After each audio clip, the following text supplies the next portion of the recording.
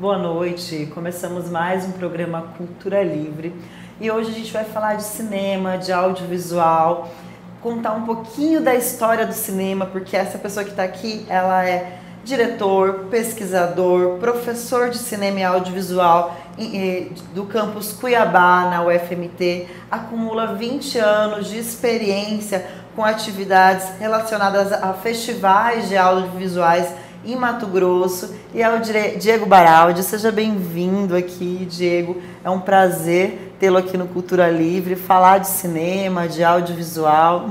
Obrigado, Elô. Estou feliz também de estar aqui e vamos conversar bastante. Maravilha. Diego, conta pra gente, primeiro, como que foi como que começa a sua história com audiovisual, com cinema? É uma curiosidade que a gente fica na cabeça, né? Como é que foi isso? Como que foi esse seu primeiro envolvimento com audiovisual? Sempre difícil essa pergunta, mas eu já tenho uma resposta mais ou menos pronta para ela, que é assim, eu nasci no interior rural do Rio Grande do Sul, uma cidadezinha pequena chamada Santo Augusto. Era uma cidade muito pequena, imagino que uns 15 mil habitantes quando eu era criança, não mudou muito, deve ser uma cidade que cresceu, assim, hoje deve ter, sei lá, 30 mil habitantes, mas era uma cidade que tinha uma sala de cinema de rua, porque num passado não tão distante, né, eu nasci no início da década de 80, era super comum a presença dos cinemas no centro das cidades, né, ou no interior das cidades, na zona urbana. Então, essa relação me propiciou um contato com o cinema mesmo, né? E, além disso, eu sou eu sou fruto dessa geração que já foi educada pela televisão, eu diria. E uma coisa interessante nessa trajetória de interesse por cinema tem a ver com a minha vinda para Mato Grosso, a vinda da minha família, na verdade, né? Eu vim acompanhando os meus pais. Quando eu tinha 12 anos, os meus pais receberam uma oportunidade de trabalho, são contabilistas, para trabalhar em uma cooperativa de grãos em Itapurá. Era no interior de Itapurá, na verdade, um distrito da cidade chamado Novo Eldorado. E aí eu saí desse interior rural do Rio Grande do Sul, onde eu tinha algum contato com cinema e muito contato já com filme em VHS, né, videocassete, foi uma tecnologia da nossa geração. Quando eu era criança, eu lembro da chegada do videocassete, um acontecimento. Eu lembro, inclusive, até eu vivi, minha família era uma família classe média baixa, né? Eu vivi essa transição da TV preto e branco para colorida. Eu lembro perfeitamente que a primeira TV na minha casa, já era um momento onde muita gente tinha TV a cores, mas nós ainda tínhamos uma TV de tubo preto e branco, né? Você tinha que girar para mudar os canais. Então, essas tecnologias novas, nem tão novas assim, entraram na minha vida quase que tinha uma anacronia ali, né, de tempo. E por viver no interior rural, tudo era um pouco... tinha uma defasagem em relação a uma capital, por exemplo, né? Mas aí o interessante é que quando a gente foi para esse distrito, primeiro, inclusive, eu fui morar num distrito de Lucas do Rio Verde, chamado Agrovila Groslândia. Eu fiquei uma temporada lá. E nesses dois lugares, o interessante é que eu tive contato com a antena parabólica. E aí entrou na minha vida uma coisa que eu não tinha até então, era basicamente uma programação na infância pautada por Globo e SBT. E lá eu pude ver TV Cultura, a MTV estava surgindo nessa época, né? Não lembro exatamente qual foi o ano, mas acho que coincidiu com o lançamento da MTV no Brasil. Então, nesse lugar muito pequeno, que era uma vila, né, um distrito, eu comecei a consumir produções culturais que não eram comuns para mim na infância, né? Então, chegaram os canais de parabólica, não era nem TV a cabo, mas já era um outro mundo, né? Ter contato com a MTV, ter contato com a TV Cultura, por exemplo.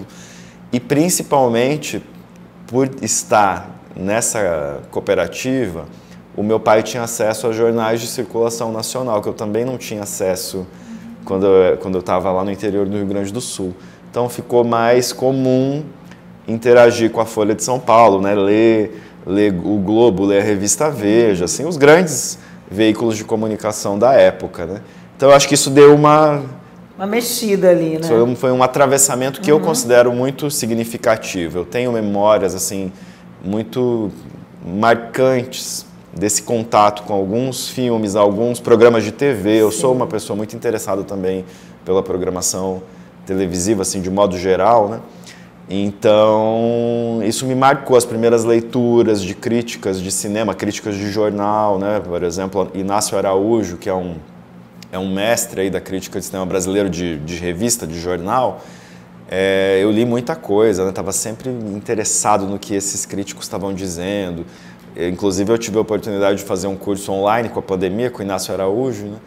E era como estar com um mestre, né? Ele é um mestre, está vivo, é uma figura importantíssima aí do nosso cinema. Então foi assim, a minha relação com o audiovisual primeiro foi de interesse, um interesse que eu não vou te dizer assim que desde sempre eu quis trabalhar com audiovisual, nem só no campo da pesquisa como no campo da realização, mas as coisas foram me levando para o mundo da comunicação. Então eu passei a adolescência no interior de Mato Grosso, e foi ali que eu comecei a desejar fazer algum curso na área de humanas, de artes, letras. Eu queria muito fazer letras, eu gostava muito de escrever também. E aí eu fui fazer o curso de publicidade e propaganda aqui na UFMT. Eu estou na UFMT desde 1999, eu sempre brinco. É no milênio passado, é no século passado. E aí eu comecei a interagir com os meus colegas, inicialmente com esse desejo mais voltado talvez para a publicidade, mas eu me dava melhor com os meus colegas de radialismo. Só para nomear uma pessoa, né, Caroline Araújo, que hoje é produtora, realizadora, né, muito professora também lá no Univag. Ela foi minha colega, né, minha amiga hoje, mas foi minha colega de graduação. Então eu estava muito interessado no que eles estavam fazendo, né, nas produções que começaram a surgir ali, e rapidamente eu me envolvi com o Festival de Cinema e Vídeo de Cuiabá. Acho que esse é um fator, né, definidor, né, da minha trajetória como programador. Porque você falou aí de realizador. Sim. A realização é um campo que eu tô ainda tateando, eu estou começando, né? Porque a minha prática mesmo é uma prática como programador, como um produtor que trabalha com atividade de difusão audiovisual e como professor de comunicação, primeiro de radialismo, primeiro de publicidade e propaganda, depois de radialismo, agora com o curso de cinema e audiovisual. Estou lá no curso de cinema e audiovisual. Como não, né, Diego? Aulas, E Diego, dentro das suas pesquisas, dos seus contatos com o cinema, isso foi ficando cada vez mais forte. A gente pode ver que é algo bem marcante nos seus trabalhos também. Esse lado de pesquisa mesmo sobre o audiovisual, né? O que tinha de audiovisual aqui no Mato Grosso. E dentro das pesquisas a gente tem Memórias de Aníbal Alencastro, que foi incrível, que noite, né? Que doc lindo, sensível, que a gente teve a oportunidade de Cultura Livre de estar lá nesse evento, que foi no Cine Teatro Cuiabá, que é a única casa de cinema de rua que ainda existe, né, e que vive pulsante, né? Então conta pra gente como é que foi montar a Memórias de Aníbal, juntar todo esse material, essa pesquisa e levar para o público. Pois é. Concordo muito com isso que você diz, que noite linda, noite, né? Para além de tudo que aconteceu do ponto de vista da exibição, que legal a gente ter vivido aquela noite com tudo que estava produzido, preparado para essa homenagem ao seu Aníbal, como eu chamo, né? Aníbal Alencastro, seu Aníbal, é o carinho que eu tenho por ele. Então eu queria até lembrar, né, que eu tive uma pessoa muito importante nesse sentido, que foi pensar junto comigo essa noite, que foi a Tânia Arruda, né, que trabalhou comigo lá na UFMT na coordenação de cultura, e ela foi uma espécie de relações públicas e me ajudou a imaginar como é que seria receber as pessoas, o que poderia ter. A gente fez aquela coisa do tabuleiro, né? Que a gente tinha a nossa... Quase uma imersão nos anos 50, 60. Foi uma tentativa de levar para esse imaginário dos cinemas de rua. Sim. Porque, como você falou, Cine Teatro, a gente tem essa alegria, né, de termos ainda essa possibilidade de acessar um espaço que foi pensado para exibição de filmes. Na origem, o Cine Teatro teve que lidar com esse desejo também. A gente sabe isso através dos relatos também do seu Aníbal, né? Esse desejo de que a cidade continuasse a ter um espaço dedicado para o cinema e para o teatro. Porque logo ali ao lado do Cine Teatro Cuiabá era o Teatro Amor à Arte, onde foi instalado o primeiro cinema fixo, a gente poderia dizer, né? O primeiro espaço que se manteve por alguns anos como um espaço de difusão cinematográfica, que foi o Cine Parisien ou Cine Parisien, que aparece inclusive, né, um trechinho, até eu estou vendo ali no monitor, esse lugar mágico, né? Então não é esse o lugar onde o Cine Teatro está hoje, mas é muito próximo a esse lugar e é um espaço que eu diria hoje, eu sou responsável também pela programação de cinema do Cine Teatro. O Cine Teatro ele não é um espaço de difusão, né, de exibição de cinema convencional, como uma sala de cinema de shopping. Mas que bom que ele continua sendo esse espaço onde a gente pode assistir a filmes que compõem um circuito alternativo, eu diria. Os filmes que a gente assiste que não lá vai pro... raramente chegam ao nosso circuito comercial. Por exemplo, a gente tem uma parceria muito sólida há muitos anos com essa distribuidora de cinema independente que é a Vitrine Filmes. Então, raramente, quando estoura muito um filme da Vitrine, chega a uma sala de shopping, mas é um filme ao ano.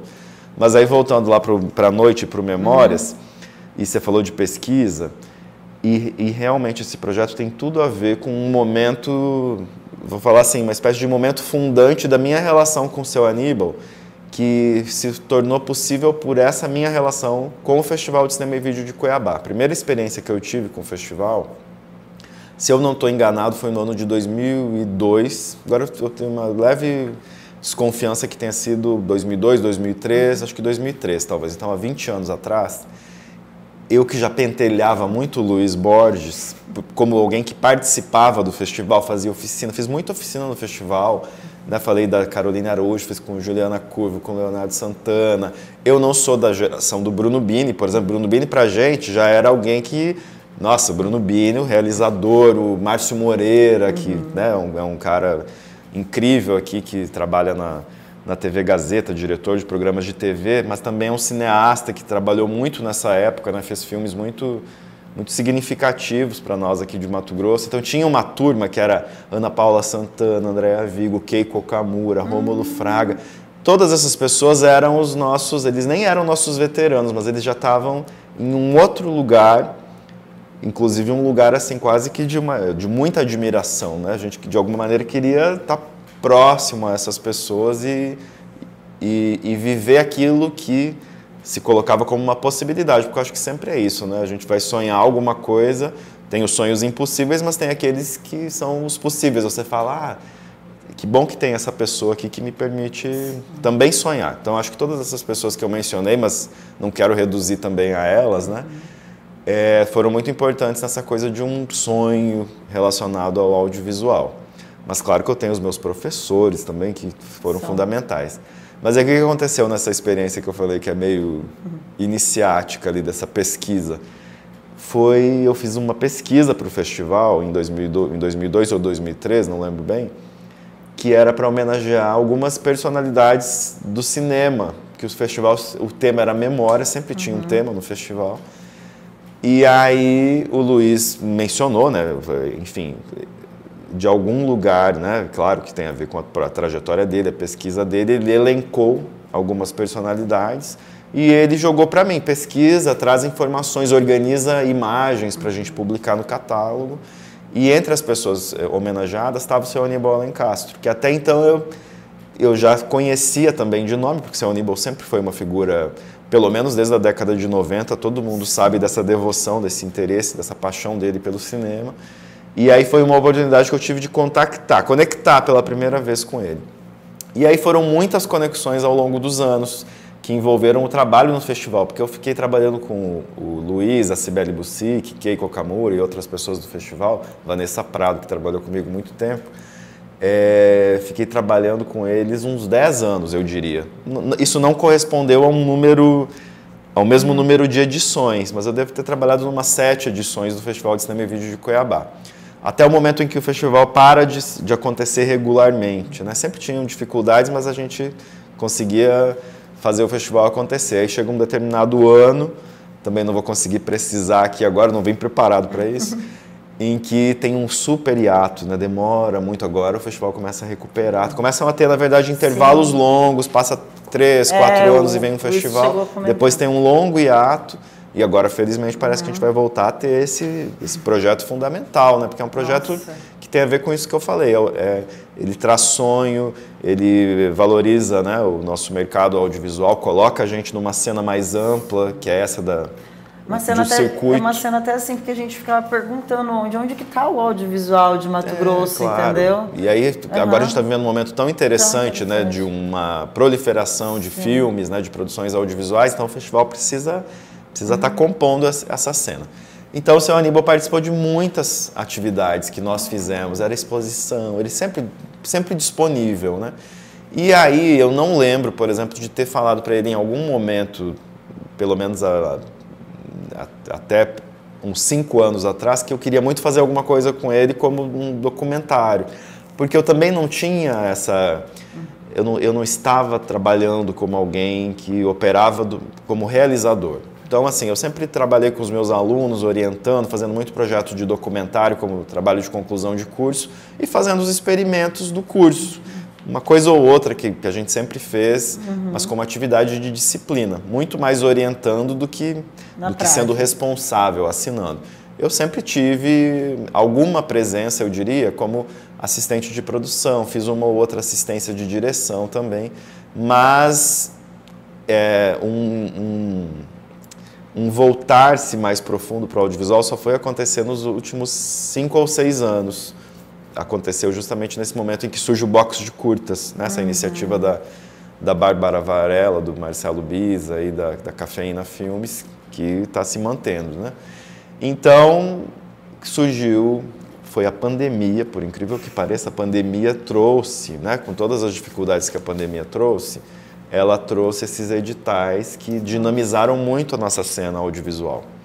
E foi em um desses editais, que foi o Mestres da Cultura, que eu vi essa possibilidade. Eu falei, nossa, seria tão legal fazer um trabalho com o seu Aníbal, né? Então, imediatamente saiu o edital, eu liguei para ele e falei, seu Aníbal, Diego aqui, perguntando até se ele lembrava de mim, queria muito fazer alguma coisa contigo, em torno da sua trajetória, né? Já tem alguém que está interessado em você como personagem? Ele falou, já tem, meu filho já tem, é alguém lá de Alta Floresta. Eu falei, quem será? Eu conheço o pessoal lá de Alta Floresta, pensei, alguém do Teatro Experimental, é o Ronaldo Adriano, mas ele não sabia dizer quem era. Bem depois do lançamento do doc, eu fui descobrir que era o Léo Santana, né, nosso colega aqui, cineasta também aqui de Cuiabá, que tinha feito também uma pessoa que gosta muito do seu Aníbal, sabe da trajetória dele, que tinha feito esse convite informal, mas por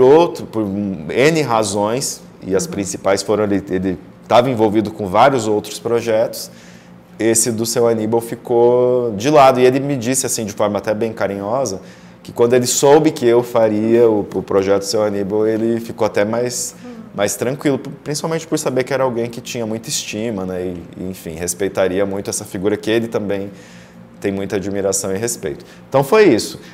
O Memórias de Aníbal Alencastro é um projeto maior, que é um projeto que tem a ver com esse site, Memórias de Aníbal Alencastro. E é um site que tem uma pretensão a longo prazo, né? A gente apresentou como produto, né, para entregar como produto entregue. Ele está numa versão onde tem algumas informações no site, mas a gente quer, principalmente nesse site, publicar isso que eu estou chamando de um mapa das salas de cinema de rua de Mato Grosso. E o que é o mapa? É sinalizar no mapa mesmo do estado onde estavam, em que lugares de Mato Grosso já existiram salas de cinema de rua. São muitos, né? Justamente porque na década de 80 era comum. Década de 80 não, até a década de 80 era comum, né, que os cinemas ocupassem os centros urbanos da cidade. Então a gente tem cidades importantes, né, históricas, Cáceres, Pochorel, Rondonópolis, Barra do Garças, muitas cidades, né? Zangará da Serra, Sinop mesmo, onde salas de cinema funcionaram. Aí, além de identificar essas salas, o que a gente quer é recuperar uma memória social, que é a memória da experiência de frequentar. Então, como que era? O que acontecia? Situações, né? Ou engraçadas, inusitadas, trágicas. Às vezes pessoas morreram, né, assistindo a filmes, como acontece até no Cinema Paradiso, nesse filme que também é uma referência para o nosso doc do Aníbal. Então, a ideia é agrupar um conjunto de histórias na forma desses relatos pessoais, particulares, sem pretensão de... não tem uma explicação de constituir uma verdade sobre sobre o que acontecia ou aconteceu nesse passado das salas, mas é um contato pessoal, são relatos particulares que às vezes inclusive trazem isso que é próprio da confusão da memória, né? Você lembra de um tema musical que você achava que era do Cine Tropical, mas era do Cine Teatro, sabe? Mas é mais para evocar. Né? A gente teve muitas salas. Cuiabá teve muitas salas, né? A gente poderia dizer assim, que Cuiabá teve essas 4 salas principais, que eram as comerciais, que exibiam filme em 35mm, que era o formato mais comercial. Cine Bandeirantes, né? Cine Teatro primeiro, Cine São Luís primeiro, na verdade, né? Não, Cine Teatro mesmo, confusão. Né? Mas era o Cine Teatro, o Cine São Luís no Porto, o Cine Tropical, na Barão, onde hoje fica ali o prédio de um banco, né? Agora nem lembro se é Bradesco, qual é o banco, Santander. Esqueci que banco é ali. E o Cine Bandeirantes, que foi o último desses cinemas a fechar. Sim. Porque, claro, o Cine Teatro continua aberto hoje, mas hoje o Cine Teatro ele é um aparelho, né, tombado, cultural do Estado. É muito bem gerido ali pelo Instituto Cultural Sena 11, né, Flávio Ferreira, Flávia Taques. Mas ele não é um cinema, por isso que eu disse antes, ele não tem, a vocação dele não é um cinema comercial, é um centro cultural que recebe filmes também, né? Inúmeras atividades, entre elas as de difusão de exibição cinematográfica. Mas elas têm esse cunho mais de formação, né? Não é uma exploração comercial que o Cine Teatro está fazendo do espaço do Cine Teatro como cinema, como sala de cinema. Que poderia ser, né? Eu, inclusive, tenho esse sonho de que em algum momento seja mais um cinema, né?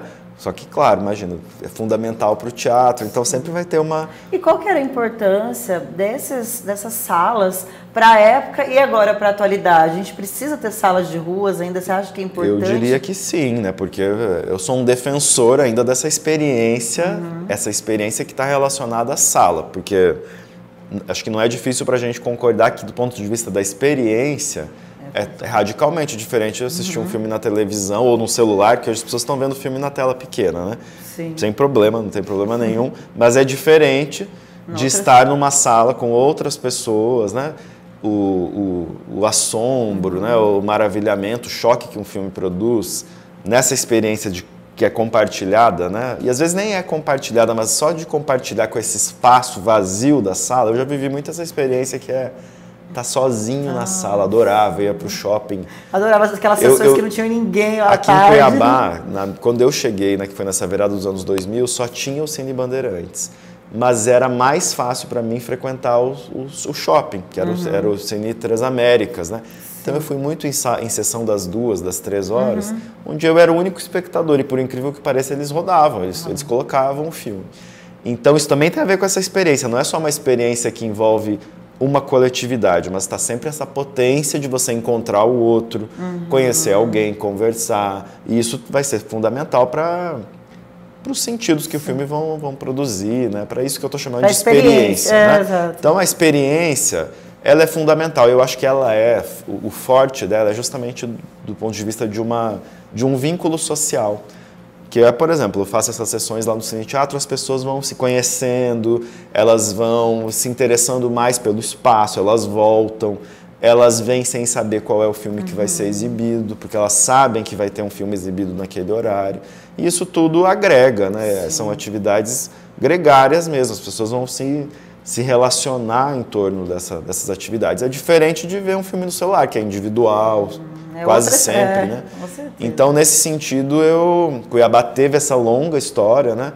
Eu mencionei essas 4 salas, mas tinham várias salas menores, que eram as salas de cinema... Não era cinema alternativo, mas eram as bitolas, né? As bitolas não comerciais, mas nem comercial, a melhor maneira, né? Mas eram outros formatos, que eram 16mm, principalmente o 16mm, mas também, às vezes, uma projeção de 8mm, né?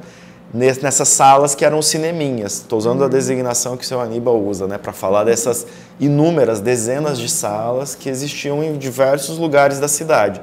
No documentário Paradiso de Aníbal, a gente circula com o Aníbal, né, naquele carro conversível, né, dirigido pelo Magal, que é colecionador, né, ficcionado por carros, e a gente passa por alguns lugares, mas nós ainda vamos publicar o passeio completo, que é o seu Aníbal passando por todas essas salas e falando alguma coisa, trazendo à tona a memória dele, né? Trazendo algum dado, algum fato. E a gente não tem ideia, isso para mim foi muito interessante, que é conectar espaços da cidade, né? Prédios, edifícios, lugares, com essa memória. Então aqui foi um cinema.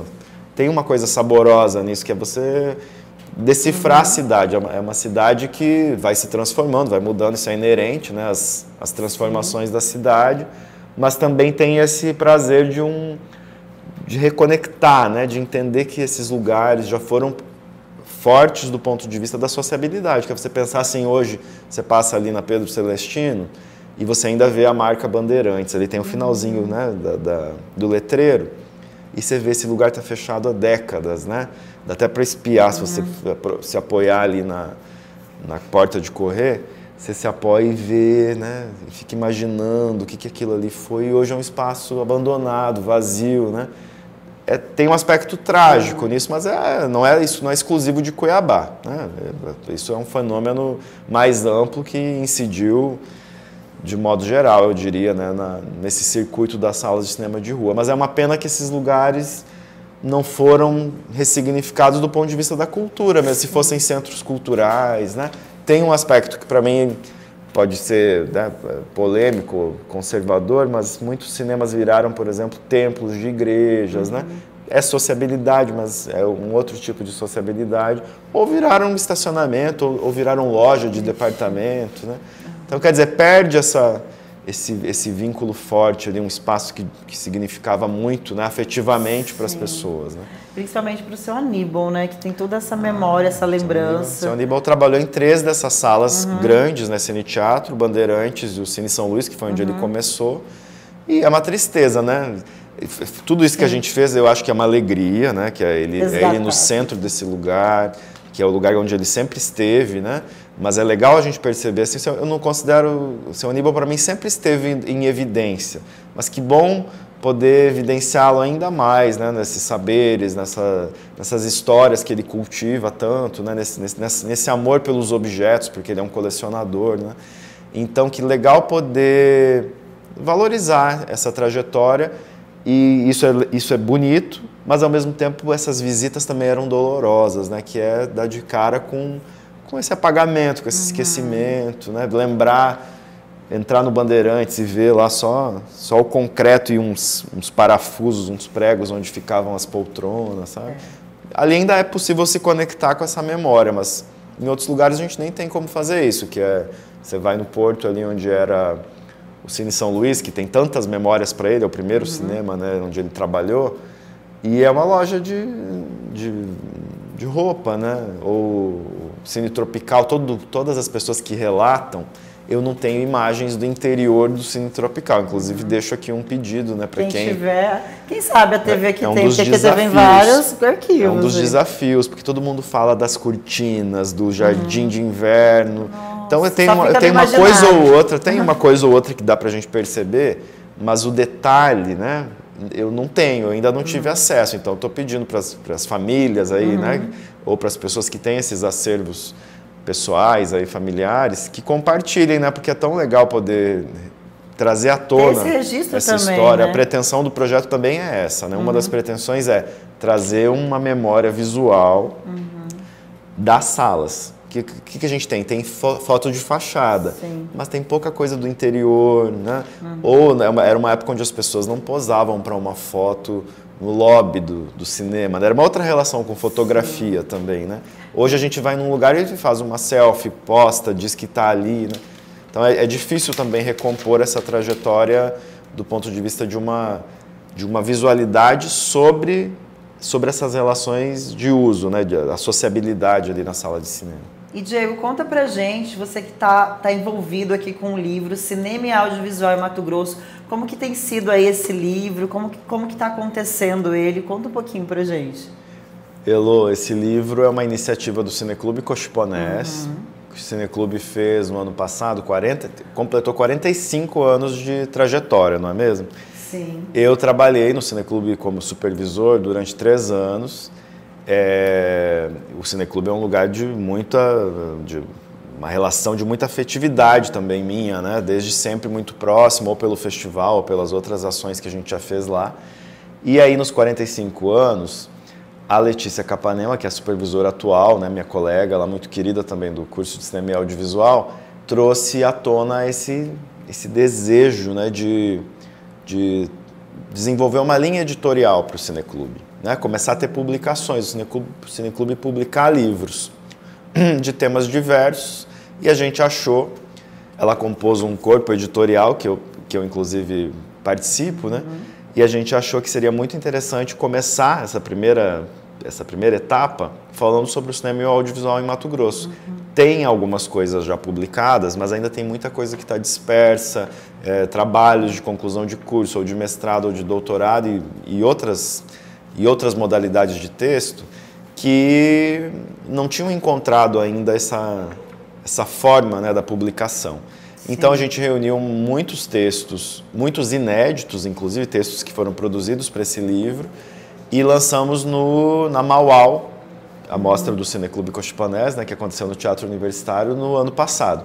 E o interessante é que ele é o volume 1, porque agora, nesse momento, a gente está com uma chamada aberta para o volume 2, que também continua com essa mesma pretensão de publicar artigos, críticas, ensaios e também depoimentos, relatos de experiência de pessoas que ou pesquisam ou que participaram da cena do audiovisual. Inclusive, no volume 2, agora que está com a chamada aberta, um dos nossos desejos é trazer alguns relatos sobre isso que a gente chama da experiência cineclubista, que envolve as inúmeras modalidades de atividade, de difusão, de exibição, de crítica, de conversa sobre cinema, que certamente existem há muito tempo em Mato Grosso. Então tem vários lugares no estado que já têm atividades que são consagradas, né, ou que aconteceram durante muito tempo, ou que acontecem, né, até hoje, e a ideia é trazer esses relatos, porque são informações que a gente não encontra em lugar nenhum, né? Quem que trabalha com cinema, com difusão em Sinop? Tem que conversar com a Keiko Okamura, tem que conversar com alguém de Sinop para a gente descobrir. Mas não tem alguém aí que está há 20 anos exibindo filmes? Então, vamos reunir um pouco dessas histórias, entre outras modalidades de texto. A chamada que está no Instagram do Cineclube, Cine Cochipanés, ela é bem explícita sobre as modalidades, mas são muitas modalidades de texto que cabem nessa E o mais legal é que esse livro também pode ser adquirido virtualmente, né? Então ele tem acesso para todos, né? Verdade. E onde que a pessoa entra para baixar o livro? Eu trouxe esse para você, né? Presente nosso lá do Cineclube. E na editora Paruna, que é a editora que publicou esse livro, você pode fazer o download gratuito. A distribuição do livro físico foi gratuita também, ele foi distribuído, eu falei que foi lançado na Mauau, mas na verdade teve um lançamento anterior à Mauau, exclusivo para o livro. E não, estou confundido. Na Mauau nós lançamos o livro online, que é esse que qualquer pessoa pode entrar no site da editora Paruna e fazer o download. E na Mauau nós lançamos efetivamente o livro, e depois da Mauau nós fizemos um lançamento, foi agora no final do ano, em dezembro, foi uma noite super bonita, com a presença de muitas pessoas que fazem parte da história do cinema em Mato Grosso, como Luiz Borges, que tem tem texto publicado nesse livro, Lúcia Palma, Glória Albuez estava lá, Aníbal Alencastro, não vou começar a dizer nomes, história, mas foi muito bonito isso, porque encontramos com os autores e com algumas pessoas que compõem também essa história. Né? Muito bom. Diego, e conta pra gente, tem um curta aí agora, é um curta ou um longa? Um curta que está circulando e está concorrendo a prêmios. Conta aí, como que está sendo isso? Esse é o Ana Rúbia, é um curta também realizado nesse contexto da Lei Aldir Blanc em Mato Grosso, o edital MT Nascentes tinha uma linha para projetos relacionados ao universo LGBTQIA+. E nós fizemos um projeto lá em Rondonópolis, uma produtora de Rondonópolis que eu conheci justamente pelo trabalho com o Cineclube, a D. Silva, que ela era coordenadora de cultura da UFR. Era a UFMT, agora a Universidade Federal de Rondonópolis, e ela é ativista, ela é mulher trans, ela é militante da causa LGBTQIA+, da reforma agrária, ela é muito ligada aos movimentos sociais, e ela me apresentou essa personagem, Ana Rúbia, que é uma pessoa trans também que mora em Rondonópolis e que fez uma pesquisa de mestrado envolvendo a memória de crianças, né, mas já adultas, os relatos das memórias de pessoas de travestis, né, de como que foi na escola ser dissidente de gênero, né? Essas pessoas ainda não era um momento onde elas estavam enunciando, né, se enunciando como travesti na escola, mas eram pessoas que percebiam uma dissidência de gênero. Então ela tem esse livro, Memórias Escolares de Travestis, e coincidiu, né, esse interesse. Eu fiquei muito interessado pela Ana Rubia, por essa história, por essa trajetória, uma pesquisadora, uma pessoa também, uma educadora, uma professora, e coincidiu com esse processo do projeto o lançamento do livro, lá em Rondonópolis, na pandemia, inclusive. Então o curta pega um pouco desse momento, da vida dela, uma vida que a gente poderia dizer, uma vida normal, o cotidiano da Ana Rubia, dessa personagem, dialogando, interagindo com pessoas e apresentando o livro, lançando o livro, né, para algumas pessoas que estavam ali no presencial, mas lançando para todos, né, o filme de alguma maneira aproxima então essa personagem de uma audiência mais ampla. A gente está tendo agora essa alegria. Esse é um filme feito, dirigido, né, por mim e pela Iris Alves Lacerda, que é uma diretora que tem muito destaque, principalmente por um filme chamado Majur, um curta que circulou muito, foi exibido em muitos festivais brasileiros e internacionais. A Iris foi minha aluna na graduação, ela fez como TCC um curta chamado Meu Rio Vermelho, mérito dela, que entre outras coisas foi atrás de difusão, de inscrever em mostras, fez CPB, né, Certificado de Produto Brasileiro, para esse curta. Então foi uma coisa incomum para um trabalho de graduação à época em que foi feito. E depois ela fez Majur, um curta que estourou, passou em muitos festivais muito importantes, inclusive brasileiros. Eu tive essa sorte de ter a Iris somando nesse projeto, e ela soma muito, né, não só como co-diretora, mas a Iris é a fotógrafa, né? Ela é a diretora de fotografia e ela é a montadora de Ana Rubia. E agora a gente está tendo essa alegria que é o aceite, né? A gente está sendo aceito por algumas mostras e festivais, e agora há poucos dias, né, recentemente, nós recebemos um prêmio no Visões Periféricas, que foi um festival que exibiu muitos filmes de Mato Grosso, inclusive. O homenageado do festival foi o Takuma Koikuro, que é cineasta do Xingu. E está sendo super legal, né?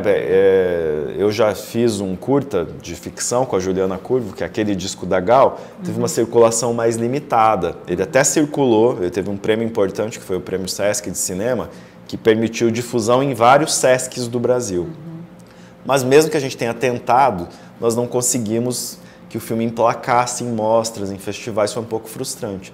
E agora com Ana Rubia está sendo uma surpresa. A gente já teve mais de 20 mostras e festivais. Muito urgente essa pauta também. Há menos de meio ano de tentativa, e agora a gente está preparando para mandar para mostras e festivais internacionais. Claro, é isso, é uma pauta urgente, a personagem é incrível, e eu estou tendo o prazer de compartilhar isso com ela, também, trazê-la também nas sessões. A gente foi junto agora para o Visões Periféricas no Rio de Janeiro, então ter ela interagindo, vivendo essa experiência não só do filme. Personagens vivos ainda, né? Porque a gente vê muita coisa. E ela é jovem, né? Ela tá na casa dos 30 anos. Nossa, é uma moça ainda, né? Sim, mas é uma super pesquisadora. Agora está fazendo o doutorado, né? Está preparando já para defender, inclusive. Ela está pesquisando o filme Divinas Divas, da Leandra Leal, que também conta um pouco da vida, né? Das pessoas que foram dissidentes de gênero, né? Principalmente esse universo das divas, né, que se apresentavam no Rival.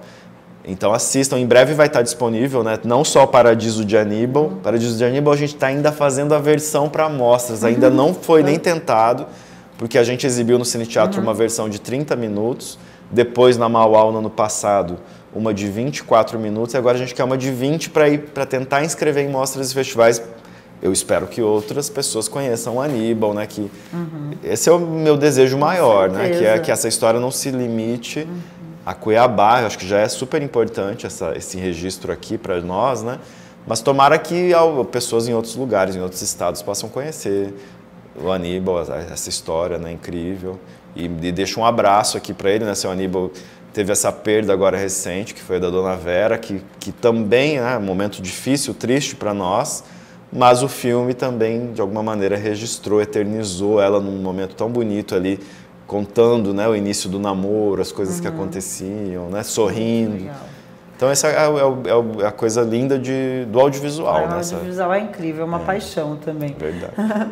Diego, muito obrigado por estar aqui no Obrigado. Cultura Livre e falar um pouquinho aí de você, sobre sua trajetória, sobre esses trabalhos. Espero recebê-lo aqui novamente, falar de novos projetos. A gente agradece muito aí o carinho de estar aqui e poder contribuir também para a nossa cultura, poder estar contribuindo para o cinema, para o audiovisual. Parabéns. Super obrigado, Elô. E acho que o programa tem essa importância mesmo. Que bom que vocês estão fazendo esse trabalho. Fico super feliz de estar aqui com essa oportunidade. Podem contar comigo e estou na torcida aí para que o programa cada vez mais se constitua como esse banco também de memórias, né, sobre as personalidades, as histórias da cultura aqui de Mato Grosso. Parabéns. Obrigada, gente. Muito obrigada. E o Cultura Livre volta já. Até mais.